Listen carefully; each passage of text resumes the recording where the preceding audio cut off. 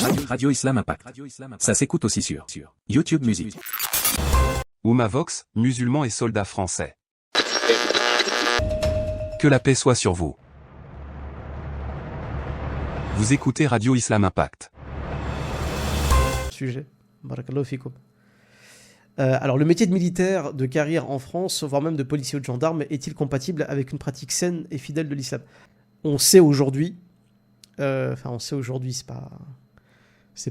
pas une info exclusive que je vous donne, hein, mais on le sait en fait que l'armée française ne sert pas à défendre la France, elle sert à défendre des intérêts économiques de la France à l'étranger.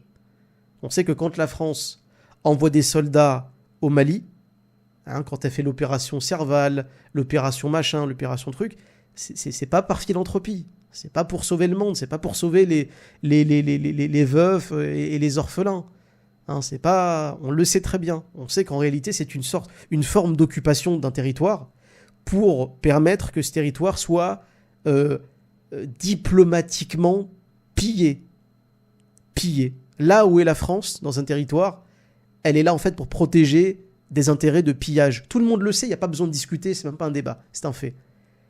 Et souvent d'ailleurs, lorsque la France justifie l'armée française à l'étranger, et notamment d'ailleurs dans beaucoup de pays musulmans et en Afrique d'ailleurs, en Afrique centrale, elle prend comme prétexte, vous savez, el famoso, le terrorisme.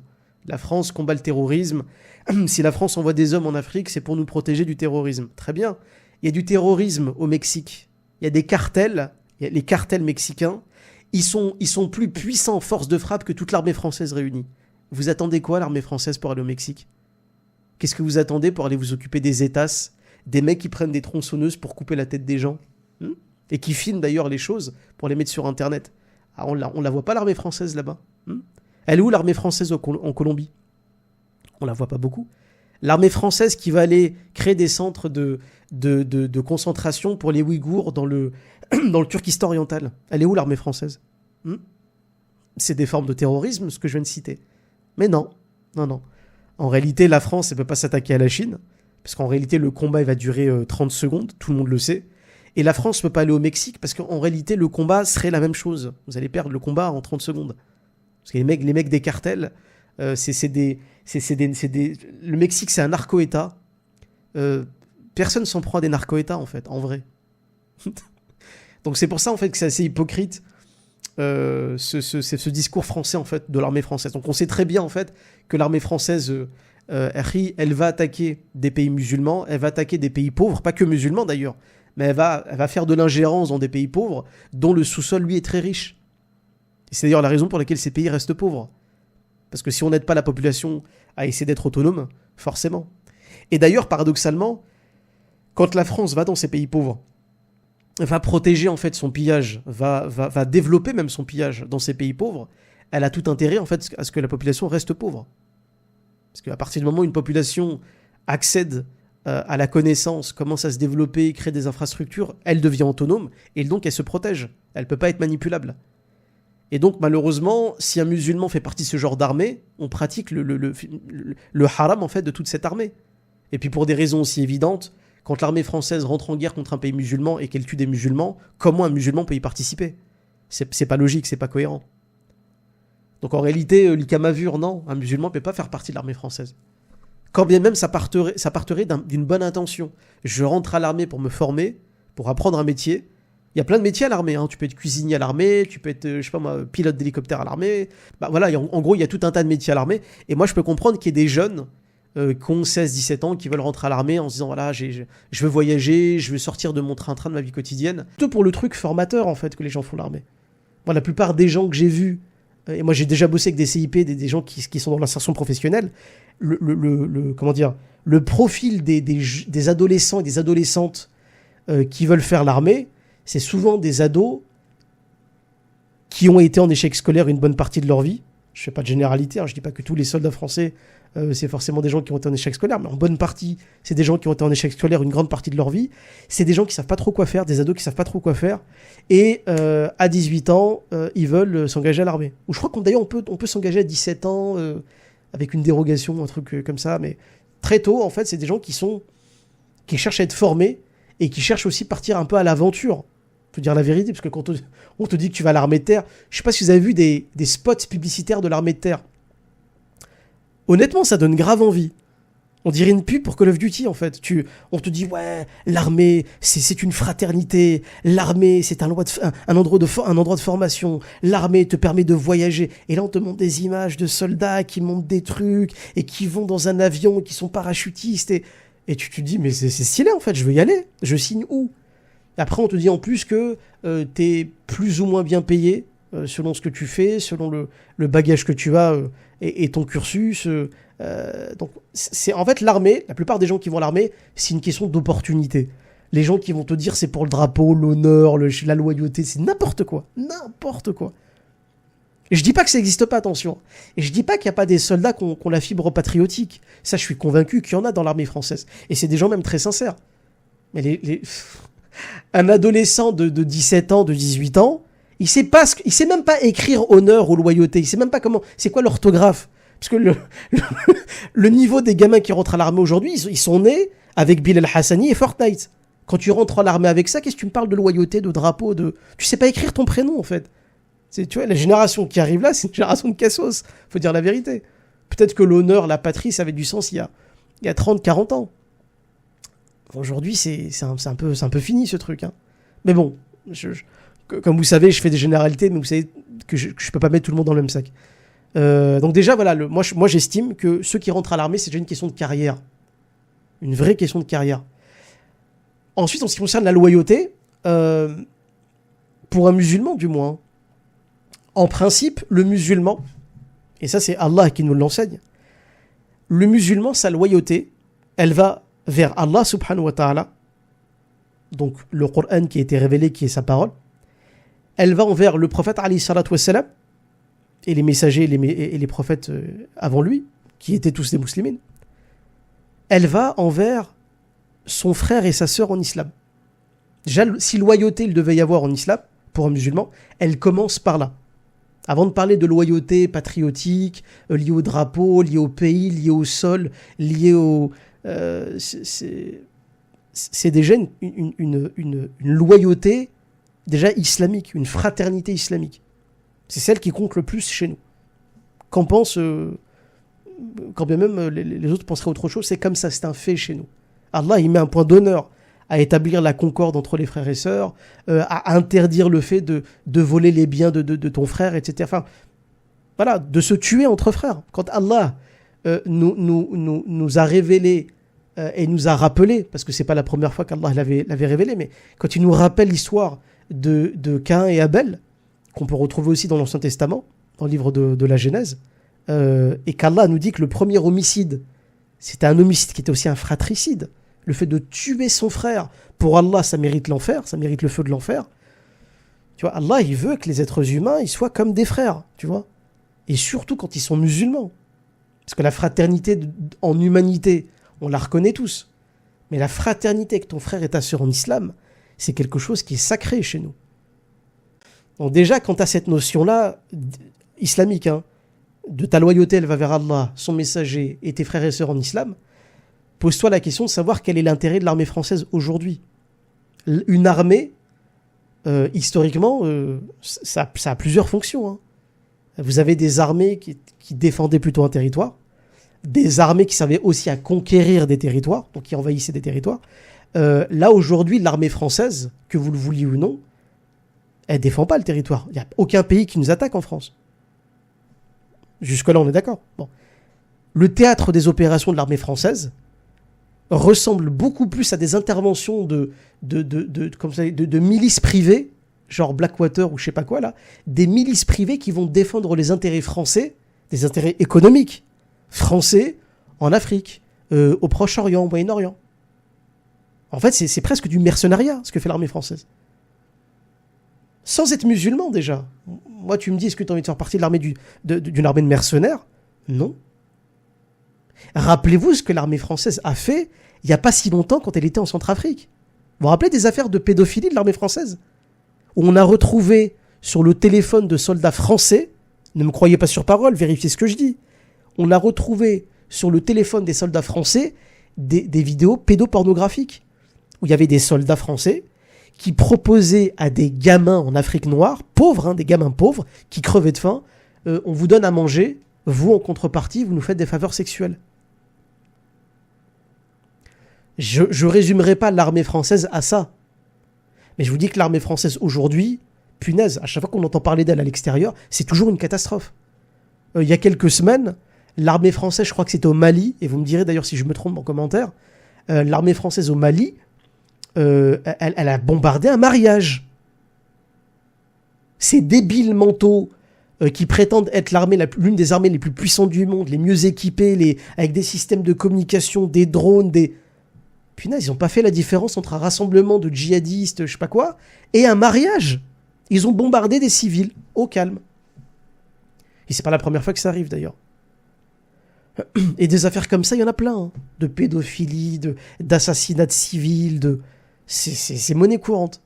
Donc déjà, même sans être musulman, le consul, juste d'un point de vue éthique, moral, est-ce que tu as envie de faire partie d'une armée qui a cette réputation-là? Non. Je n'ai pas, moi, envie de faire partie d'une armée qui est une armée qui sert à protéger les intérêts de multinationales qui pillent les richesses de l'Afrique ou qui vont piller ou exacerber les querelles entre des musulmans dans certains pays ou dans d'autres pays d'ailleurs. Mais en tant que musulman, tu dois te poser encore 2 fois plus la question. Déjà, faire partie d'une armée qui est aussi peu morale, ça me donne pas trop envie. Mais en plus, est-ce que c'est de mon intérêt en tant que musulman d'aller dans des pays où on va s'en prendre à mes frères aussi musulmans? Et souvent des civils. Non. C'est même interdit par Allah. Allah, dans le Coran, il nous interdit de nous allier avec des personnes qui nous combattent pour notre religion. Parce que je vous rappelle que, dans beaucoup de cas, l'armée française a fait en sorte, dans pas mal de pays musulmans, d'être du côté des démocrates lors de conflits de territoire, etc., d'être du côté des démocrates contre des groupes de musulmans qu'ils nomment islamistes en France, mais qui sont en fait une partie de la population qui veulent gérer le pays d'une manière théocratique. Ils veulent que leur pays soit une théocratie, pas une démocratie, et on va les combattre à cause de ça. Donc ils font de l'ingérence même dans la façon dont les musulmans veulent aussi gérer leur territoire, en combattant des musulmans, voire en les tuant, Est-ce qu'un musulman il peut participer à ça? Bah non. Tu ferais partie d'une armée, et ça j'en veux pas à l'armée française, parce qu'elle fait son job. Elle défend ses intérêts, qu'on soit clair. Mais du point de vue de l'intérêt du musulman, est-ce qu'un musulman lui peut faire partie d'une armée qui va aller combattre ses frères et sœurs, et qui au final va combattre l'islam? Et l'idée qu'un pays veut devenir autonome et veut que l'islam soit le socle de la société du pays dans lequel il vit. Bah non, tu peux pas tu peux pas participer à un processus militaire qui combat le fait que des pays veulent être autonomes et veulent gérer leur pays de manière islamique. Donc bon, après c'est aux musulmans, lui et sa conscience, de répondre à ça. Moi, j'ai pas envie de parler à la place des musulmans qui veulent rentrer à l'armée. Posez-vous les bonnes questions. Prouvez-moi que l'armée française est une armée morale, est une armée qui réellement défend les valeurs de la France et des Français. D'ailleurs, concrètement, si on veut aller jusqu'au bout, le patriote militaire français, honnêtement, si son but réel, c'était de se battre pour l'honneur, qu'est-ce qu'il attend, en fait, pour virer cette république corrompue macronienne qui déshonore la France tous les jours? Ah, vous me dites à l'oreillette qu'il n'y a pas de soldats qui se bougent pour ça. Donc c'est bien que l'honneur chez eux, c'est de la flûte. L'honneur, c'est bien pour aller défoncer du bougnoul. L'honneur, c'est bien pour aller défoncer du négro en Afrique. Mais l'honneur pour aller rétablir l'ordre et l'honneur de la France déjà dans son territoire, là, il n'y a pas tellement de monde qui se bouge.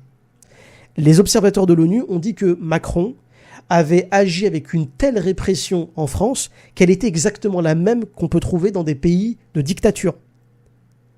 Et c'est là où tu te dis, mais l'armée, celle qui combat pour l'honneur, pour la patrie, pour le drapeau, qu'est-ce qu'elle fait? Qu'est-ce qu'elle a fait contre ça?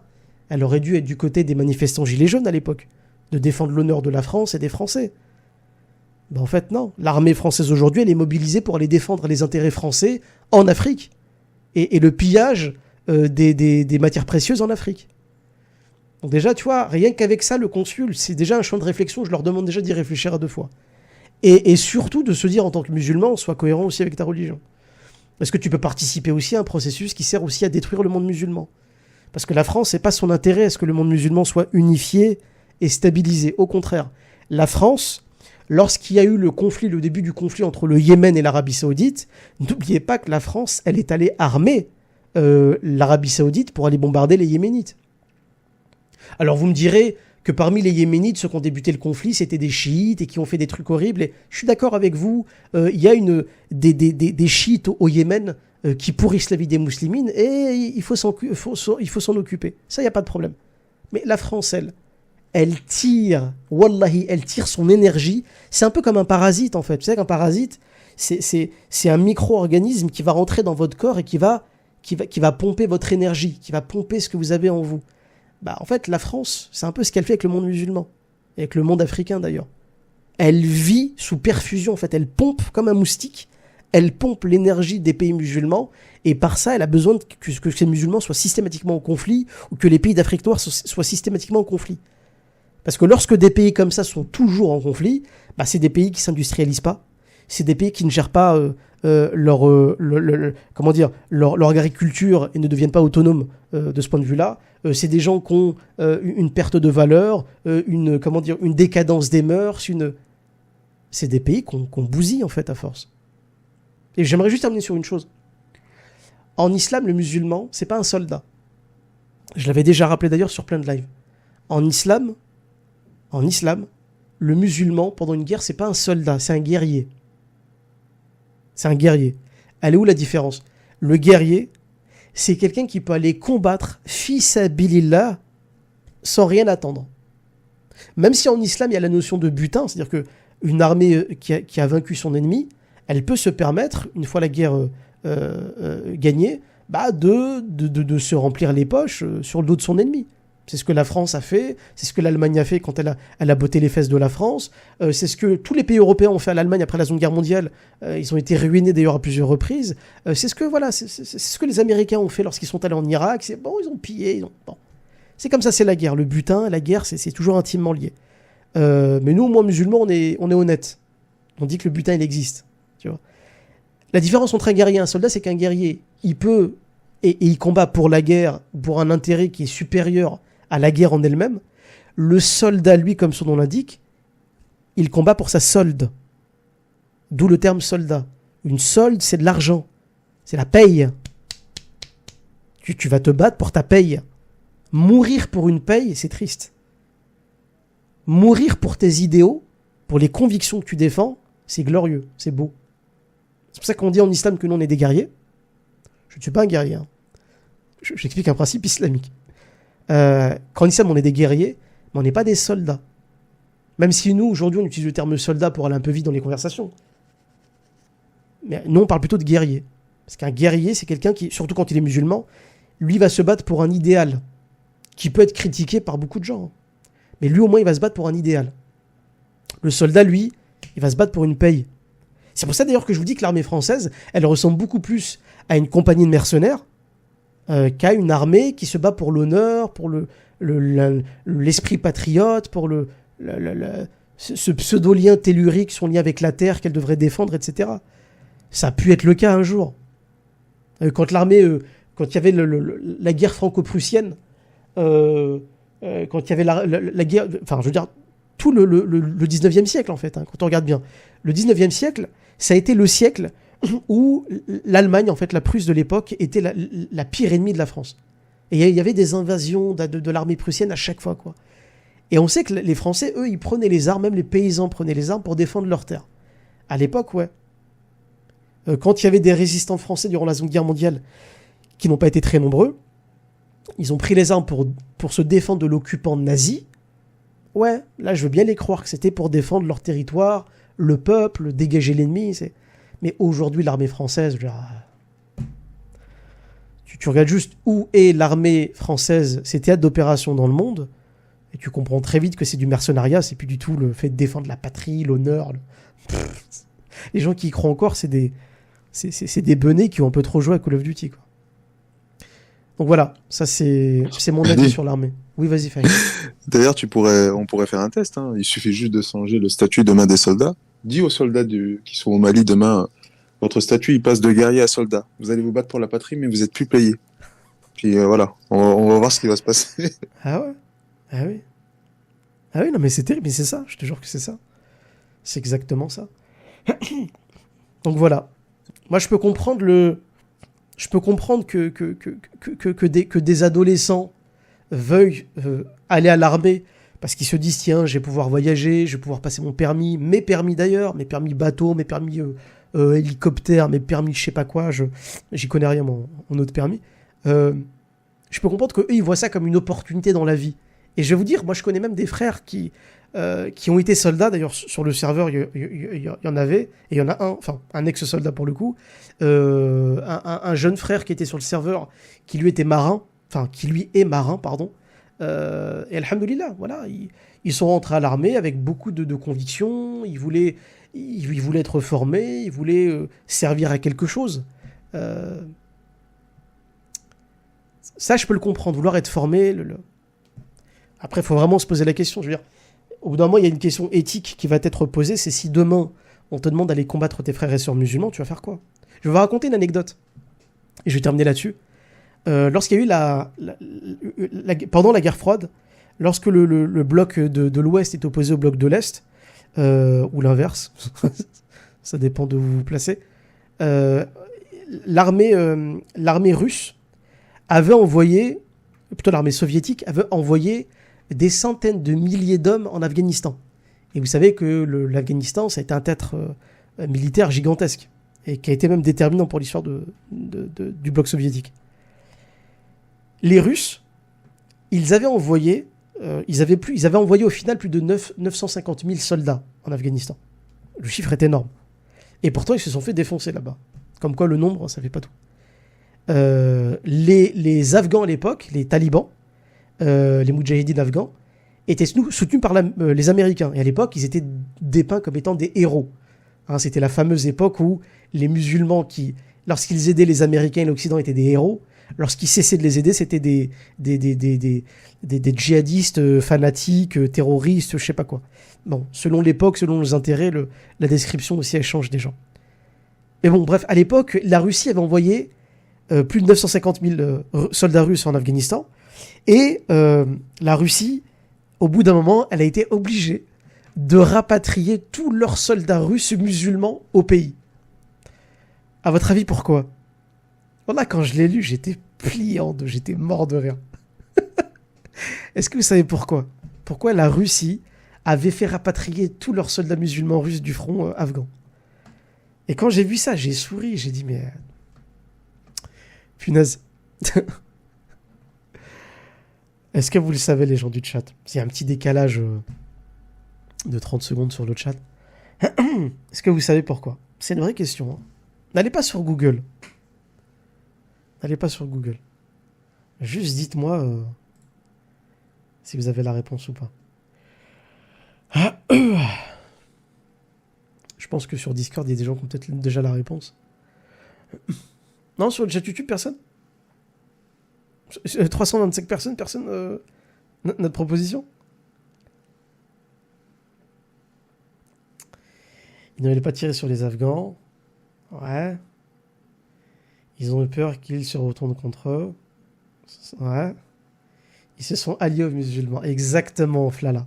Exactement. En fait, les rapports de l'armée soviétique à l'époque se rendaient compte que lorsqu'il y avait détachement de soldats musulmans qui allaient combattre des Afghans, les soldats musulmans russes, hein, ils allaient fournir en munitions, en armes, entre leurs frères musulmans, mais de l'autre côté.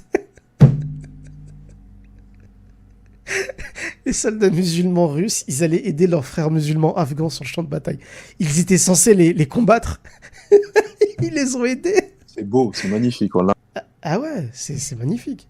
C'est-à-dire qu'ils ont fait prévaloir leur fraternité islamique au-delà de leurs clivages nationaux, ethniques, je sais pas quoi. C'est machallah, qu'Allah les récompense, ces soldats russes musulmans.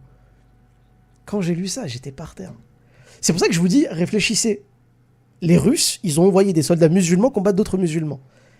Est-ce que vous, en allant à l'armée, vous allez prendre la décision morale, éthique de dire non, je ne combattrai pas mes frères, je crains Allah, ce sont mes frères en islam, je les aime. Quand un Français de souche, souvent d'ailleurs anti-musulman quand il pose cette question, te dit ouais mais si demain la France se fait attaquer par un pays musulman, tu fais quoi? Sa question elle n'est pas dénuée de sens. On a le droit de se poser la question. Il faut se poser la question. Il faut se dire mais c'est vrai. Le jour où ça a peu de chances d'arriver. Hein. Aujourd'hui, pour les gens qui s'intéressent un peu à la géopolitique, il y a 1 milliard de fois plus de chances pour que la Russie vienne botter les fesses à la Macronie, que l'Italie envahisse la France, que l'Espagne envahisse la France, ou que l'Angleterre, ou je sais pas quel autre pays pour envahir la France, qu'un pays arabe musulman. Je vous le dis clairement. C'est aussi clair que ça. Aujourd'hui, le Maroc, il n'a aucun intérêt à vouloir que l'Europe aille mal. Envahir ou envahir l'Europe.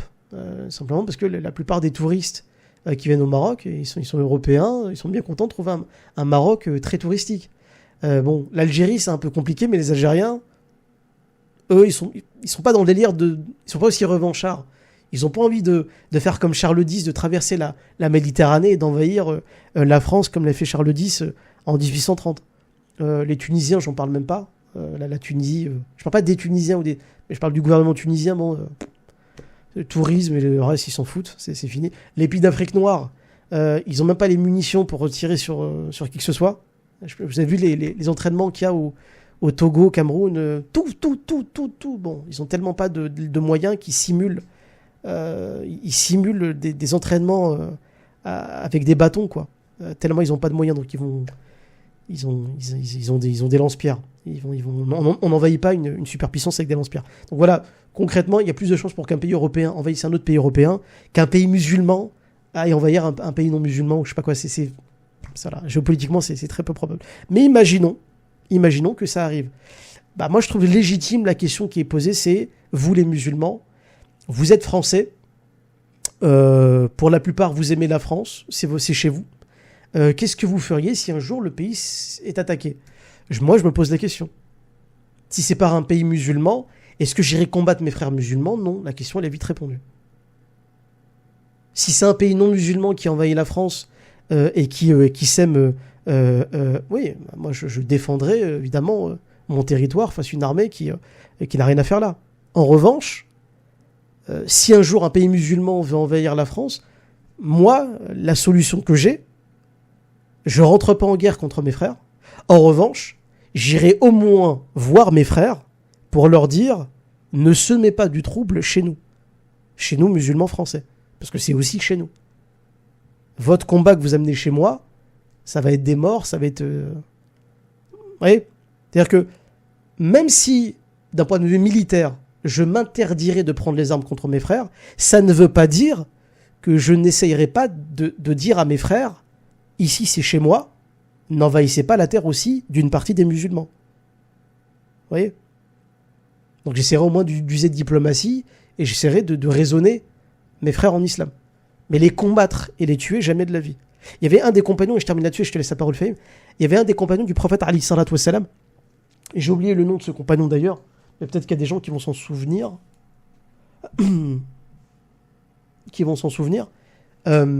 J'essaie de voir si en fait c'est le livre qui mentionnait l'histoire était.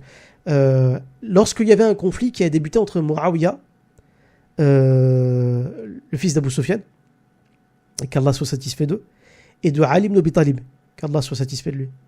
Le conflit qui opposa Muawiyah et Ali sur le califat et le début du conflit qui avait débuté avec l'histoire de la mort de Uthman, qu'Allah soit satisfait de lui. Il y avait des compagnons du prophète qui sont allés prêter allégeance à Ali et d'autres qui sont allés prêter allégeance à Muawiyah. Et puis il y a d'autres compagnons, quand le conflit a débuté, malheureusement ils se sont aussi entretués. Donc il y avait le camp de Ali, les partisans de Ali, et les partisans de Muawiyah, donc des musulmans qui allaient s'entretuer. Et qui se sont malheureusement entretués.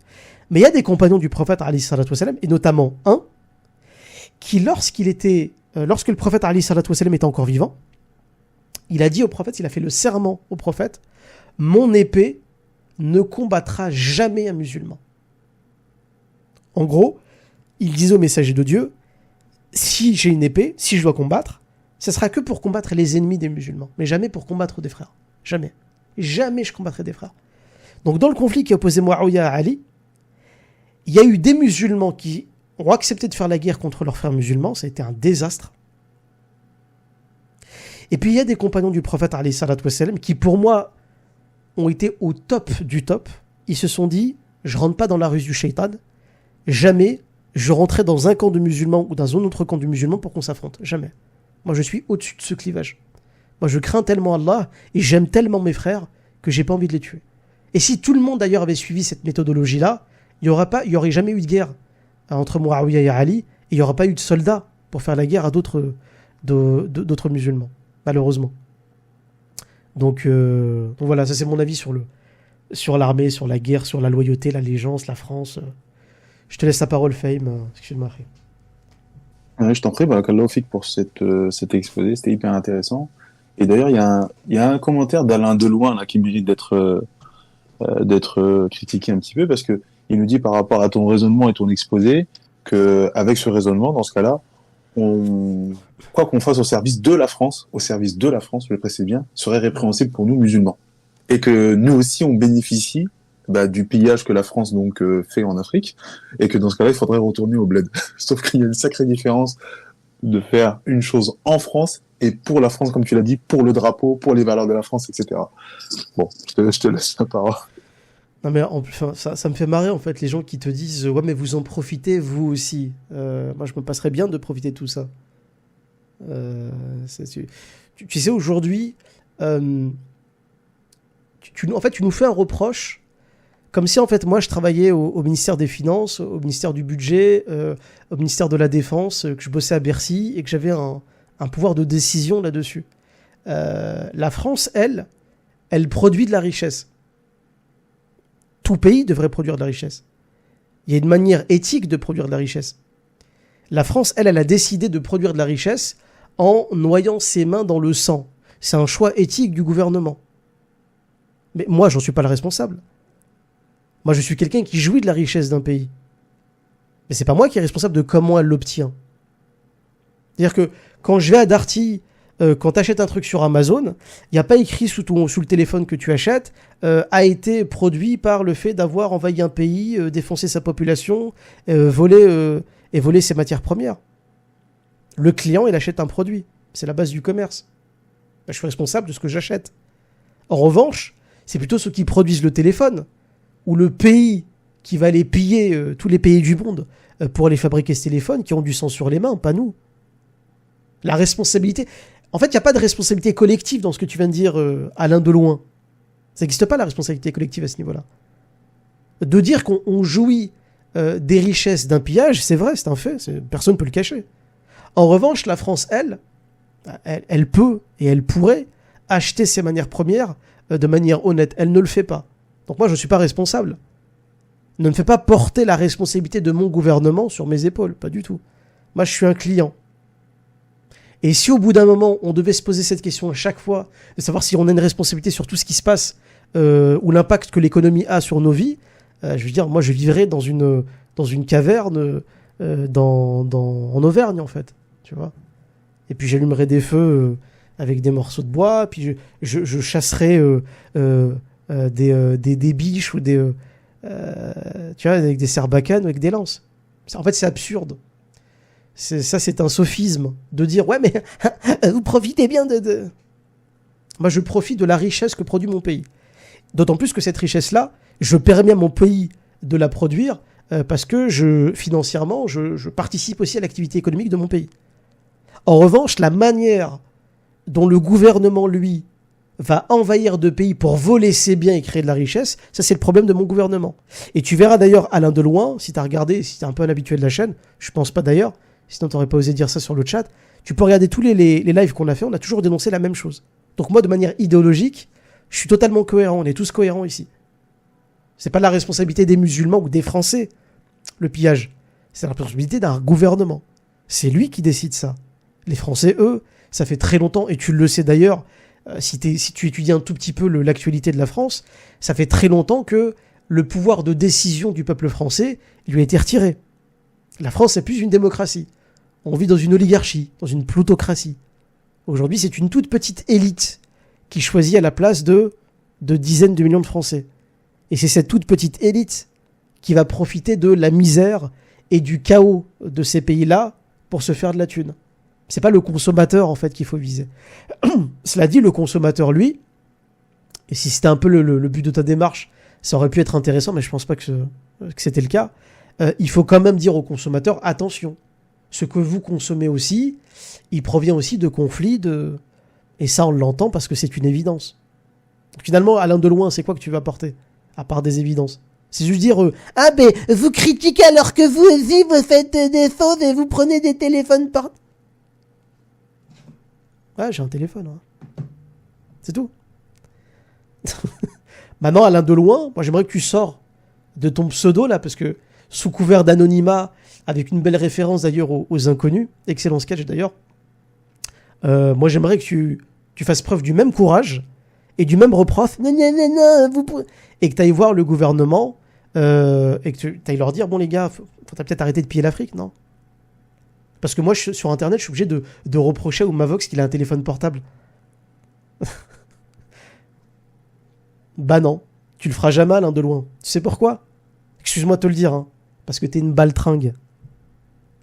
Moi, quand les gens me voient prendre la parole, les gens connaissent mon nom, mon prénom, mon adresse, ce que je fais, ce que je pense. Moi, j'affiche mes convictions, si tu veux. Mais toi, en fait, tu utilises toujours la technique la plus simple sur les réseaux, c'est toujours de dire « c'est pas logique, c'est pas cohérent ».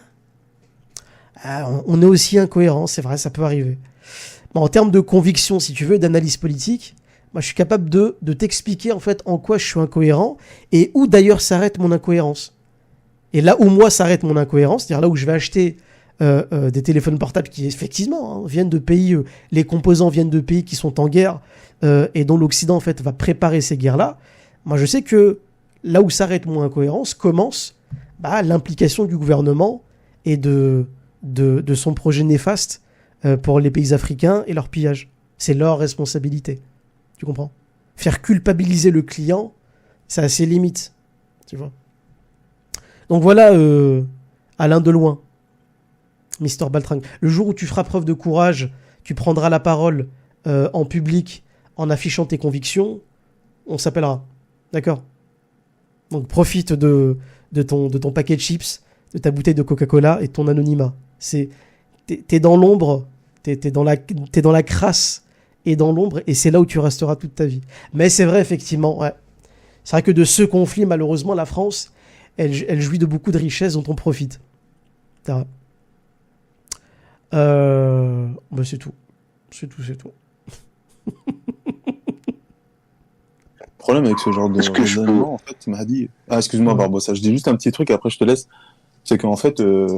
Bon, après, peut-être que, comme tu l'as dit, hein, peut-être que c'était pas ton intention, là, de loin. Non, c'est juste ta posture, en fait, qu'on critique un petit peu, parce que derrière, tu remets un commentaire en disant que le militaire, il est pas plus responsable que l'ingénieur qui travaille dans une multinationale. Va demander à Abu Hanifa ce qu'il a dit entre ceux qui l'ont emprisonné et le joaillier qui fermait la porte et qui le surveillait. Va lui demander à Abu Hanifa, tu vas voir ce qu'il va te dire. C'est gravissime. Non, mais c'est comme si je disais que le musulman qui a possédé sa religion, il n'est pas plus responsable que les Qurayshites qui torturaient des musulmans pour les faire apostasier de force. C'est vrai que les deux sont équivalents chez nous, c'est vrai. Celui qui apostasie pour rien et celui qui apostasie sous la contrainte. C'est vrai, il n'y a pas du tout de différence, absolument pas. Pas du tout. N'importe quoi. Tu vois, le degré de réflexion de ce genre de... Bref. Ouais, et en plus, tu peux même ajouter avec ce genre de raisonnement que, mais dans ce cas-là, tu peux pas vivre en France. Parce que même l'argent, alors je sais pas où tu travailles, si tu travailles pour l'État, si t'es fonctionnaire ou quoi que ce soit, mais tu pourrais reprocher en fait tout le système qui existe. Parce que le prophète sallallahu alayhi wa sallam, par exemple, Allah subhanahu wa ta'ala, il t'a pas dit de vivre avec une fausse monnaie, etc., de vivre avec du riba partout, etc. Avec ce genre de raisonnement-là, en fait, tu vas pas loin, hein. Tu vis comme un ermite dans une forêt, et tu sors de tout ça, en fait, hein. Ouais. Mais bon, on l'a mis un peu en avant. Voilà. T'as brillé un tout petit peu, Alain Deloin. D'accord? T'as brillé un petit peu. Maintenant, au revoir. C'est pas l'armée française, c'est pour des firmes privées. Oui, justement, l'armée française y participe, Zoro. C'est quoi? C'est passé 23h30, le QI redescend tous à 10, c'est ça? C'est pas l'armée, c'est des privés qui font. Bah, l'armée y participe. C'est tout comme l'armée, tu sais, l'armée américaine par exemple, Zoro est arrivé. L'armée américaine, durant la première et la deuxième guerre du Golfe, tu sais, la première chose qu'elle est allée protéger en Irak, c'était quoi? C'était les installations pétrolières. Ça a été le fait aussi d'avoir envoyé des soldats piller les musées irakiens. Il y avait des musées irakiens qui avaient des œuvres qui coûtaient des millions et des millions de dollars. Donc t'as raison, hein, c'est pas l'armée, c'est des privés. Bah, l'armée américaine, elle fait les deux en fait. Elle a des milices privées, je parlais du Blackwater tout à l'heure, mais l'armée américaine aussi s'en charge. Et la France, c'est exactement la même chose. Bien sûr que c'est l'armée française. Mais bon, si Zoro est arrivé, tu penses que la France, elle est au Mali, elle est au Sénégal, elle est en Centrafrique, elle est au Soudan pour la démocratie et les valeurs républicaines. Enfin, je peux prendre un Doliprane, va dormir, quoi. C'est genre... si tu crois que l'armée française, elle est en Afrique pour les défendre des valeurs ou je sais pas quoi, t'es fatigué, mon pauvre. Hein. C'est que ce soir, vous êtes... Vraiment, c'est ça. Ça me fait de la peine, mais ce soir, vraiment, vous dormez, quoi. Mais bon, on a le droit d'être à l'ouest. On a le droit d'être ignorant et d'être naïf. Mais là, ça devient dangereux, quand même. À ce degré de naïveté, ça devient dangereux. Est-ce que je peux ajouter un petit truc? Bien sûr, Barbaroussa. À un moment, excusez-moi s'il y a du bruit, je crois que le match est fini. Du coup, il y a tous les gremlins de chez moi qui vont faire un peu le bazar. Donc voilà. C'est par exemple, il y avait Abdelali Mamoun ou je sais plus qui là qui avait dit qu'à la limite, le vrai Mohajirin, c'était le casque bleu. Donc pareil sur le papier, le casque bleu de l'ONU, machallah, c'est beau, mais en vérité, le casque bleu, il n'avait pas bougé. Lorsqu'il y avait le génocide au Rwanda. Voire même, d'une certaine manière, il y a participé. Parce que le fait d'avoir une armée sur place et de ne pas l'utiliser pour empêcher ça, c'est une manière de, comment dire, qui ne dit mot consent. Et même pour aller encore plus loin, pour être en Europe auprès de nos frères. Quand il y avait eu la guerre en Bosnie, il y avait beaucoup. Ça coupe beaucoup, frère. Ah, c'est parce que ça sonne. Non, ouais, c'est ça, c'est dès qu'il y a un peu des klaxons, des trucs, j'essaie de couper. C'est pas grave, vas-y, sinon tu vas mettre 10 heures. Et, pas voilà, grave. Et du coup, quand il y avait eu en Bosnie, il y avait beaucoup de casques bleus français. Et à un moment, même Mitterrand était allé en Bosnie, et il avait dit ouvertement à Alija Izetbegovic, rahimahullah, il a dit, nous, en Europe, on ne veut pas c'était Mitterrand à l'époque, nous en Europe, on ne veut pas de pays islamiques. Parce que c'est ça qui a fait que Alija Izetbegovic, rahimahullah, il est arrivé au pouvoir, c'est qu'il a redonné l'honneur d'être musulman en Bosnie. Et les casques bleus, notamment beaucoup de Français, à défaut d'être passifs, certains même, ils ont armé les nationalistes serbes. Et donc, pareil, les beaux discours sur l'ONU, etc., pareil, oubliez-les très vite. Je te laisse la parole, Yazid, on t'écoute. Je te remercie, Mehdi. Ouais, c'était juste pour un petit peu appuyer ce que tu viens de dire par rapport à l'interdiction pour nous musulmans de prendre part à des conflits qui pourraient être injustes. Je voudrais évoquer ce qu'avait fait Mohamed Ali, que Dieu lui fasse miséricorde, lorsqu'il avait refusé de faire son service militaire à la guerre du Vietnam. Tout à fait. En expliquant qu'aucun Viet Cong l'avait traité de sale nègre, hein, je le cite, et qu'en refusant d'aller faire la guerre au Vietnam, il refusait de tuer des enfants, de tuer des innocents, des femmes, des gens qui n'avaient rien fait. Voilà, donc je pense que c'est aussi un modèle pour nous musulmans. Exactement, Rahmallah, exactement. Très bon exemple. Wallahi, t'as pris, je pense, même le meilleur exemple contemporain. Ouais. Quelqu'un en Occident qui dit non, je suis musulman, je vais pas participer à des massacres de gens qui m'ont rien fait. Et j'ai pas envie de participer à de l'injustice, c'est tout. Il a fait de la tôle d'ailleurs. C'était assez court, mais il avait fait de la tôle, Mohamed Ali, pour ça. Non, je crois pas qu'il fait de prison. Il y a échappé, je crois. Je crois après ça vérifié, je crois qu'il y a échappé de justesse. Ah. Il avait fait appel plusieurs fois et au dernier moment, je crois que ça avait été son avocat avait réussi à lui éviter la prison de justesse, mais il avait perdu tous ses titres, le droit de boxeur. Enfin, il s'était retrouvé limite à la rue avec ses femmes, ses enfants. Et il avait vraiment tenu bon, quoi, machallah. Machallah. Je te remercie pour l'info. Ouais, j'étais persuadé qu'il ait fait de la prison. Je sais pas pourquoi, mais j'avais cette idée-là dans la tête. Ouais, Mohamed Ali. Ouais. Excellent. Donc ouais, non, l'Ikamavur, je pense que c'est évident. Après, moi, j'ai jamais compris comment... Moi, je trouve ça noble d'être policier. Parce qu'un policier, il fait pas la guerre. Un policier, en principe, c'est quelqu'un qui fait respecter... Après, ouais, faire respecter la loi, c'est aussi ambigu en islam, parce que tu peux faire respecter une loi qui, en réalité... par exemple, un policier qui va faire le service d'ordre de la Gay Pride, ça va poser problème. Tu vois, maintenant que j'y pense aussi, tu sais, avec vos réflexions, oui, même moi, je me posais certaines questions. Donc ouais, non, là, c'est pas cohérent aussi, ouais. Mais en principe, en tout cas, un policier, c'est un gardien de la paix, quoi. C'est quelqu'un qui est censé intervenir pour apaiser les choses, pour arrêter les méchants, en principe. Mais quand les méchants, c'est les gens qui te gouvernent, c'est compliqué. C'est pas très cohérent. Donc ouais, là, même le métier de policier, ça peut être archi compliqué, en fait. Ça peut être très très compliqué. D'ailleurs, je connais un peu un frère qui est policier, que je salue d'ailleurs au passage. Un grand salam à lui. Et oui, j'imagine que ça doit être très compliqué, ouais. Gardien de prison, un pompier. Ouais, un pompier pour le coup. Ah, mais t'imagines, t'es pompier et on te dit il y a une boîte de nuit homosexuelle qui crame. Je serais pas très motivé pour l'éteindre, quoi. Mahdi, salam alaikum. Wa alaykoum salam. Wa alaykoum salam. Comment l'Occident a transformé le colonialisme en néocolonialisme? Ouais, c'est un sujet intéressant.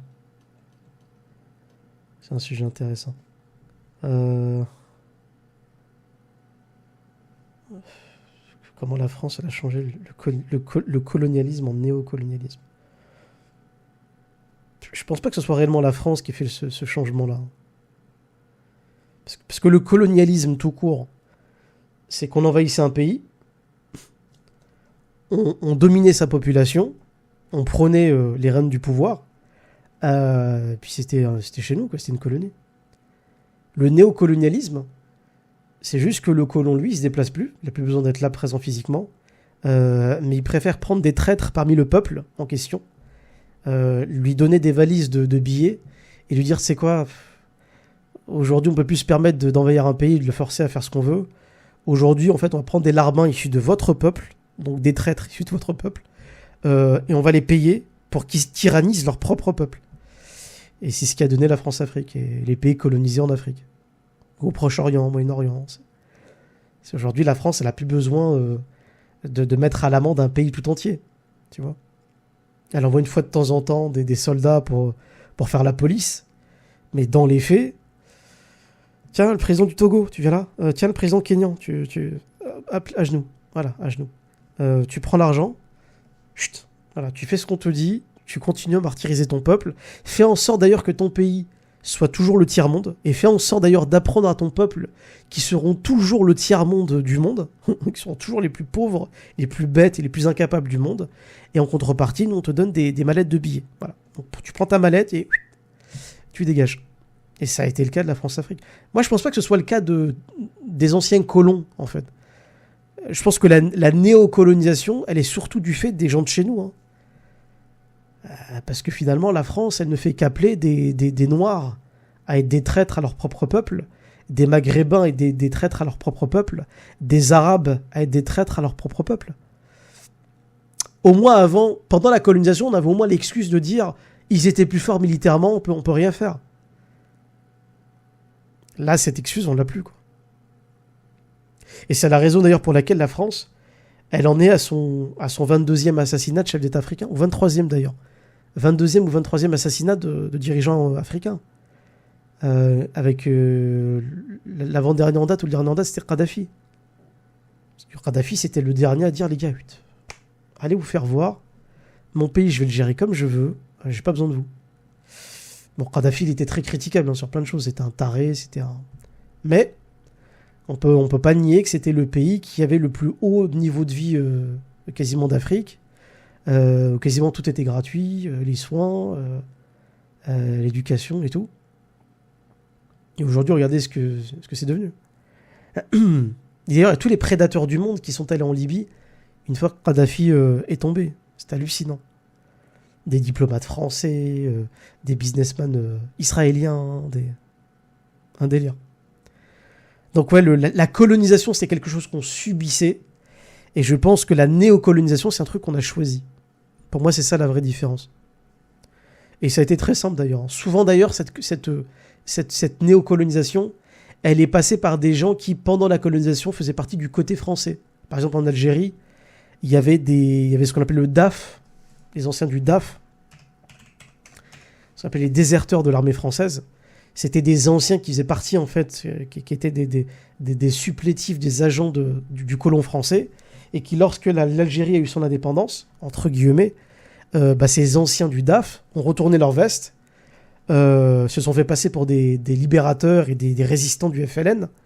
Attention, hein, tous les membres du FLN n'étaient pas des gens du DAF. Hein. Mais il y a pas mal de gens du DAF qui ont fait partie du FLN après. Et ces traîtres, des déserteurs de l'armée française, n'ont fait que continuer le job qu'ils avaient lorsqu'ils étaient quasiment des harkis en fait. Hein. Ils ont bossé pour l'intérêt français en Algérie. Sous couvert de FLN, on est la résistance, le Front de Libération Nationale, etc. En Afrique, c'est pareil. Vous allez voir que beaucoup de traîtres qui sont aujourd'hui au pouvoir étaient très très proches de l'état-major français à une époque. C'était des agents en fait, français de l'époque. Mais aujourd'hui, ils sont chefs d'État de leur pays.